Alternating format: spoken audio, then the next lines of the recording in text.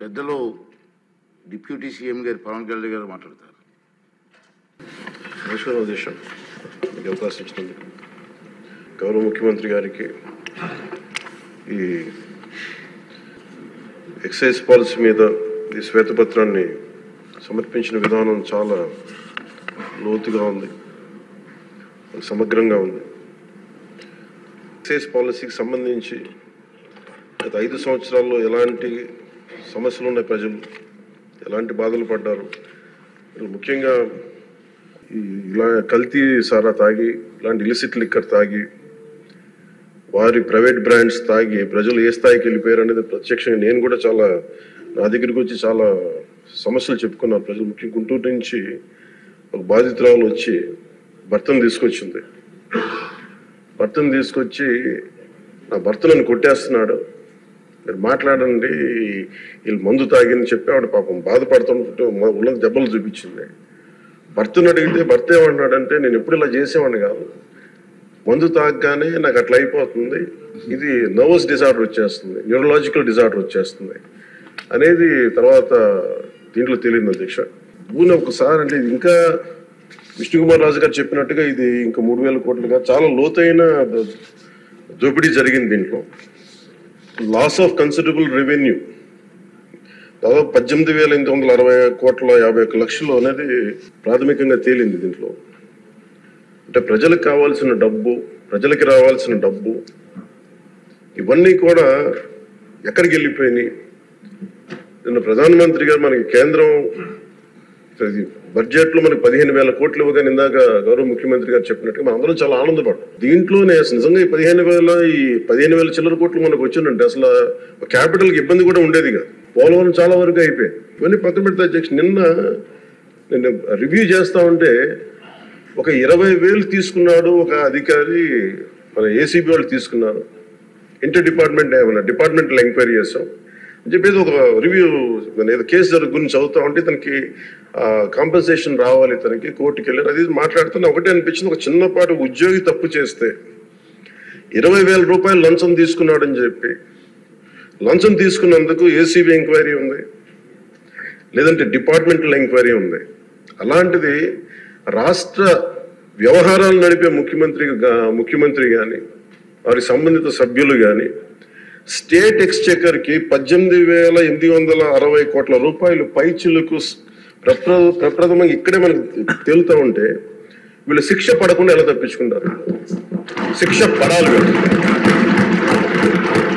మనకి నైతిక బలం, నైతిక హక్కు ఎలా ఉంటుంది అధ్యక్ష? మనకి ఒక అధికారి 20,000 రూపాయలు నువ్వు తప్పు చేశావని చెప్పి ఏసీబీకి పట్టిస్తున్నావు. వీళ్ళేమో దారుణంగా 18,000 కోట్లు అటు ప్రజల్ని కనీసం వాళ్ళ క్వాలిటీలు మన లిక్కర్ మనకి తాగాలని చెప్పి ఎవరిని మనం కూర్చోబెట్టి మనం పెంపొందించట్లా. ఓకే, ఒక వ్యసనం అనుకోండి, దానికి ఏదైనా పేరు పెట్టుకోండి. ముఖ్యంగా మనకి మద్యపాన నిషేధం అనేది చాలా చాలా కష్టమైన విషయం, ముఖ్యంగా ఆంధ్రప్రదేశ్. ఒకవైపు యానాం, ఇంకోవైపు మనకి మధ్యప్రదేశ్, ఇంకోవైపు చూస్తే మనకి తెలంగాణ, ఒరిస్సా, తమిళనాడు, కర్ణాటక, ఇన్ని బార్డర్స్ని షేర్ చేసుకొని మద్యపాన నిషేధం అనేది ఇప్పుడు చాలా కష్టసాధ్యమైన విషయం. గతంలో కూడా చేశారు, సాధించలేకపోయాం. ఇప్పుడు రెగ్యులేట్ చేయాల్సిన అవసరం ఉంది.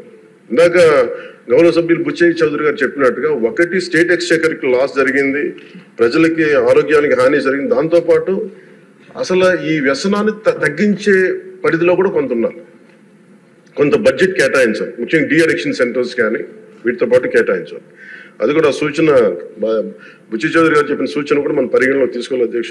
ఎందుకంటే రేపొద్దు మనమే కనుక 18,000 కోట్లు ప్రస్తుతానికి వస్తే దాంట్లో కనీసం ఒక సర్టెన్ శాతం, ఒక 10% అంటాం, ఎంత పర్సెంటేజ్ పెద్దలందరూ కూర్చొని, విఘ్నులందరూ కూర్చొని దాంట్లో కొంత డీ అడిక్షన్కి దాన్ని ఖర్చు పెట్టాలి అధ్యక్ష.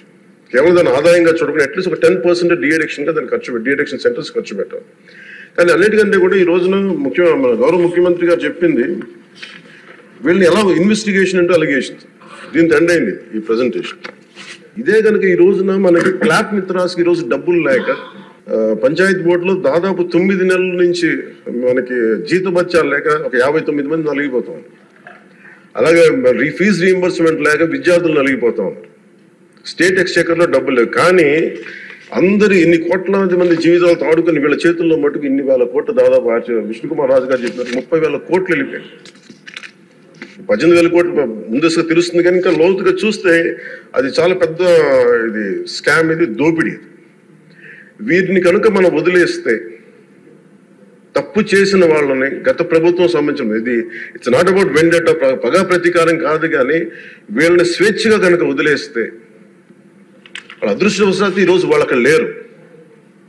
వాళ్ళు కనుక ఉండుంటే వాళ్ళకి నిజంగా వాళ్ళకి సమాధానం చెప్పాల్సిన పరిస్థితి ఉండేది. తప్పించుకొని పారిపోయారు వాళ్ళు ఈరోజు, తప్పించుకొని పారిపోయారు వాళ్ళు. We have to make them accountable, అధ్యక్ష. వాళ్ళు we have to bring them into accountability. They have to be penalised.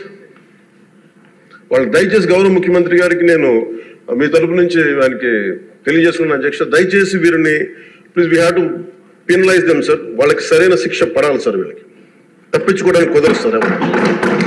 లేదంటే రేపు పొద్దున ఒక ట్రాఫిక్ కానిస్టేబుల్కి బలం ఇవ్వాలి అంటే ఆపగలమంటే వాళ్ళు ఏమంటారు సార్ లోపల? నేను చిన్నపాటి కానిస్టేబుల్ అయితే నాకేమనిపిస్తుంది, మీరు పెద్దోళ్ళు అయితే వదిలేస్తారు, మమ్మల్ని అయితే పట్టుకుంటారంటారు సార్. మనకు రూలింగ్కి, గవర్నెన్స్కి, అడ్మినిస్ట్రేషన్కి నైతిక బలం పొంది అధ్యక్ష.